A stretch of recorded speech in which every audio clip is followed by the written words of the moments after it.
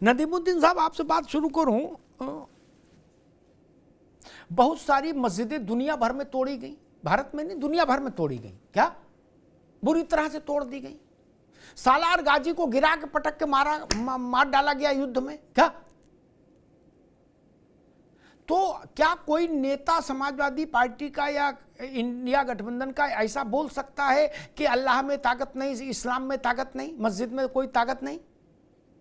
और अगर नहीं तो फिर ये बोलना कैसे संभव हो गया कि हिंदू मंदिरों में ताकत नहीं, मूर्तियों में ताकत नहीं? अगर कोई ताकत होती तो गोरी उनको नहीं तोड़ देता, गजनी भी नहीं तोड़ देता, औरंगजेब उनको ध्वस्त नहीं कर देता। ये किधर ले जाना चाह रहे हैं मुल्क को? सालार गाजी को पूछ रहे हैं कि नहीं पूछ रहे हैं? सालार गाजी को तो गिरा गिरा के मारा गया था, मौलाना साहब, मारा गया था ना। जिसको आज आप लोग करामाती मान रहे हो, उसकी दरगाह पे जा रहे हैं, सब लोग करामाती मानते तभी जा रहे हैं। मौलाना साहब, कुछ तो सस्ता लो, सब बढ़िया लो, इसमें क्या खास बात है? थोड़े में ज्यादा स्वाद, यही तो है इसकी खास बात। मसाला। देखिए, किसी भी ये सियासत वालों को क्या हो गया? आपको किसने ये ताकत दे दी कि आप ये तय करो हिंदू मंदिरों में देवी देवताओं में ताकत है कि नहीं है? मौलाना साहब, देखिए, किसी भी पार्टी को या किसी भी लीडर को धार्मिक बयान देने से बचने की जरूरत है। देखिए, मंदिरें, मस्जिदें, बहुत सारे मंदिरें गिराई गई, बहुत सारी मस्जिदें गिराई गई। अब रहा सवाल कि मंदिर गिराते वक्त तक क्यों नहीं ताकत, ये क्यों गिरने दिया गया? इस तरह के उटपटांग बयान से बचने की जरूरत है और देश के माहौल को खराब करने की जरूरत नहीं है। देखिए, करनी सेना ने जो उत्पात मचाया है, करनी सेना तलवार लेकर के निकली है और तरह तरह की धमकियां दे रही।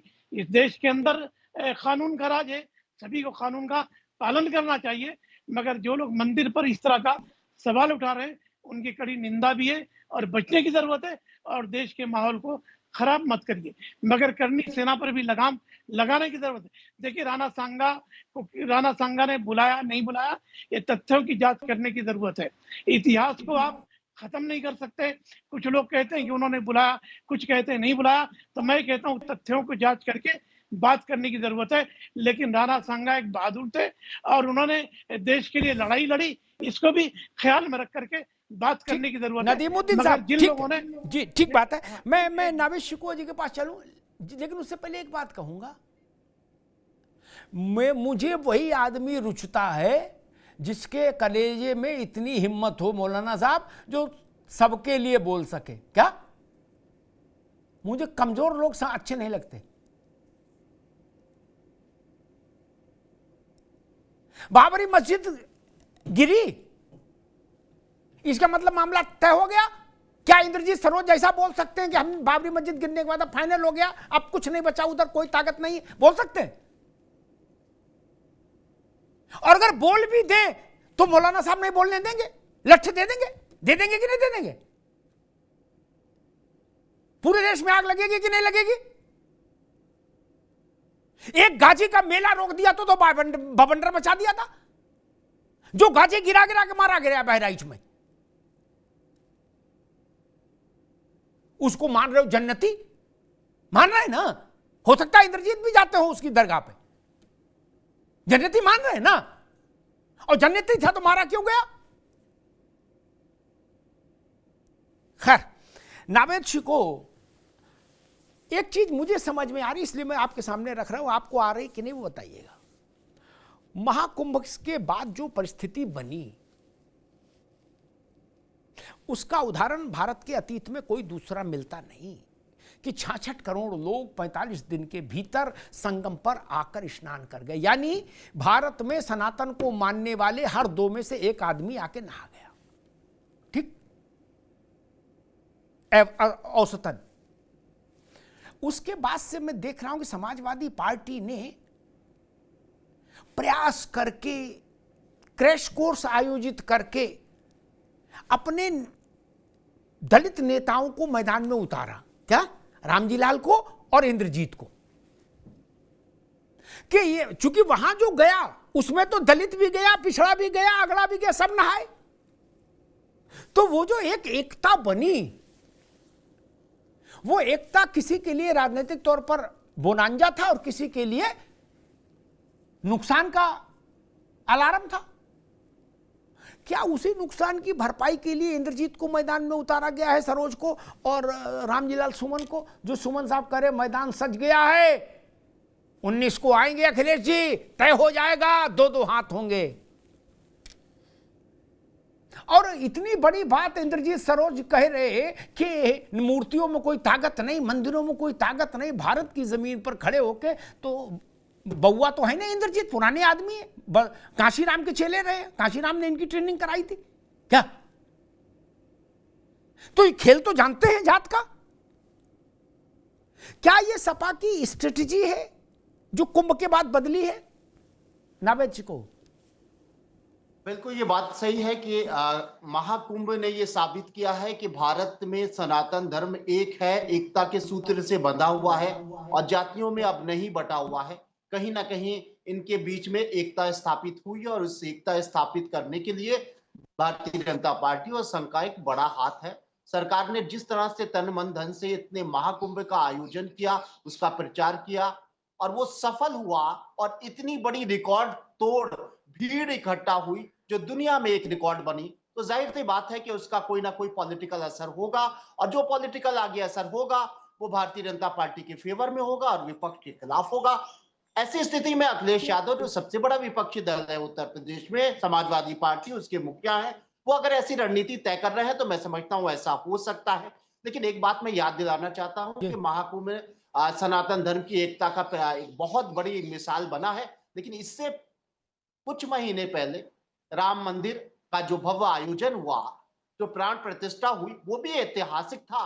इस बात में कोई शक नहीं है कि इतना सुंदर, इतना पवित्र और इतना मन से जुड़ा, भावनाओं से जुड़ा आयोजन विश्व में कभी नहीं हुआ था। शायद इतना भव्य आयोजन, बहुप्रतीक्षित थी राम मंदिर, जो सैकड़ों साल से जिसका इंतजार था, विवाद था, राजनीति थी और उसका प्राण प्रतिष्ठा हुई। जब शुभारंभ हुआ वो भी बहुत शानदार हुआ, बहुत ही शानदार हुआ। और तब भी हमने ये कहा कि हिंदू धर्म में जो बंटवारा था, जिसे राजनीति ने बांटने की कोशिश की थी जातियों में, वो बंटवारा अब नहीं रहा। राम ने, राम मंदिर ने सबको एक कर दिया। लेकिन लोकसभा का नतीजा भारतीय जनता पार्टी के पक्ष में नहीं आया और वो धारणा टूटी। वहां भी अखिलेश यादव की एक साइलेंट पॉलिटिक्स थी जो अंदर ही अंदर काम कर रही थी। हम लोग गलत समीक्षा कर रहे थे स्वामी प्रसाद मौर्य की कि ये तो मट्टी बलित कर देगा समाजवादी पार्टी की। वो बात अलग है कि उनको किनारे कर दिया गया, लेकिन दलित समाज के अंदर एक बड़ा साइलेंट वेग होता है जो देखता है और वॉच करता है कि अपर कास्ट को कौन मुंह लगा सकता है, कौन उनको चैलेंज कर सकता है, वो हमारा हीरो है। शायद वही असर था लोकसभा में। और उस एक्सपेरिमेंट को, जो रिस्की भी है, मैं कह रहा हूं बड़ा रिस्की भी है, समाजवादी पार्टी को नुकसान भी हो सकता है, फायदा भी, वही एक्सपेरिमेंट अखिलेश यादव अपना रहे हैं। और मैं एक बात बता दूं, ये टारगेट जो कर रहे हैं वो बीजेपी से ज्यादा बसपा पे कर रहे हैं। बसपा का जो बचा कुचा वोट है उसको अपने तरफ लाने की ये रणनीति है, क्योंकि 80% दलित समाज भगवान पर विश्वास करता है, भावनात्मक तरीके से मंदिरों से। ठीक है नावेद भाई, ठीक है नावेद भाई, भी रुकना होगा। मैं अशोक यादव जी के पास चलूं। जो नावेद भाई ने बात की उसमें एक, जी ठीक बात नावेद भाई, उसमें एक टिप्पणी मैं करूंगा। राम, ठीक है नावेद भाई, राम मंदिर का विषय जो नावेद ने कहा उस पर मेरी धारणा थोड़ी अलग है। राम मंदिर बन गया, भव्य बन गया, दिव्य बन गया, तो 66 करोड़ लोग राम मंदिर के लिए निकल नहीं पड़े क्या?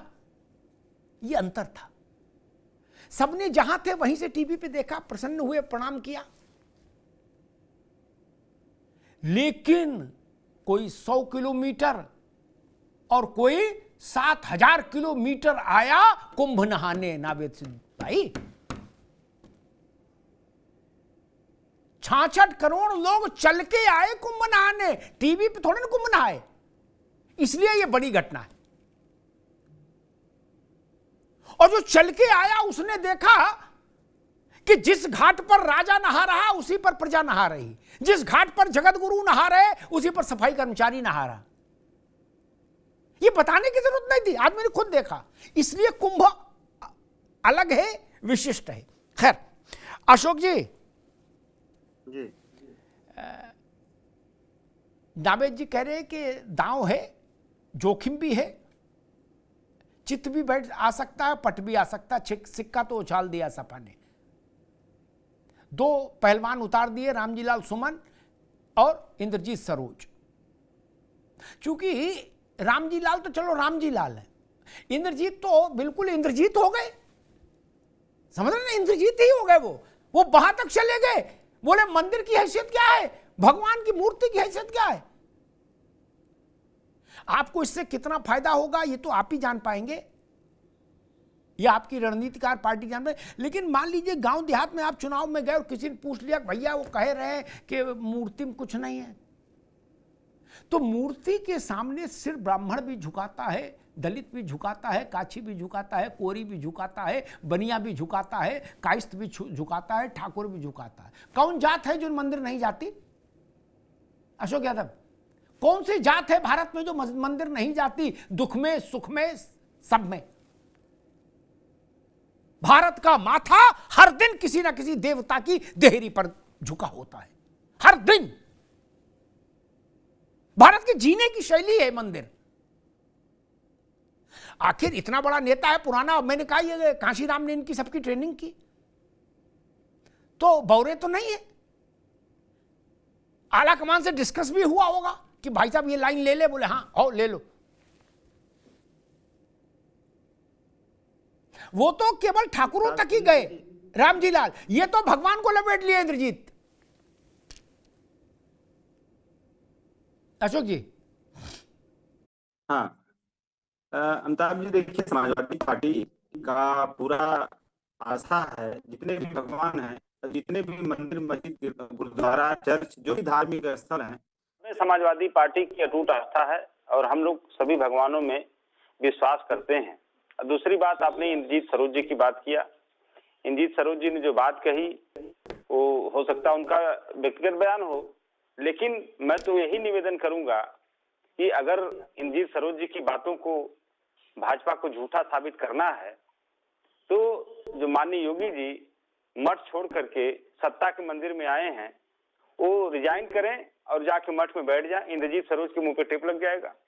जो माननीय मोदी जी प्रधानमंत्री पद छोड़ें और राम मंदिर में मुख्य पुजारी की भूमिका में आके बैठ जाएं, इंद्रजीत सरोज के मुंह पे ताला लग जाएगा जो कह रहे हैं। क्योंकि ये लोग यही साबित करते हैं कि मंदिर में या धार्मिक स्थलों में ताकत नहीं है, असली ताकत कहाँ है? सत्ता में है। तो सत्ता की ताकत। अशोक भाई एक मिनट फिर, अशोक भाई 30 सेकंड। कुछ तो सस्ता लो, सब बढ़िया लो, इसमें क्या खास बात है? थोड़े में ज्यादा स्वाद, यही तो है इसकी खास बात।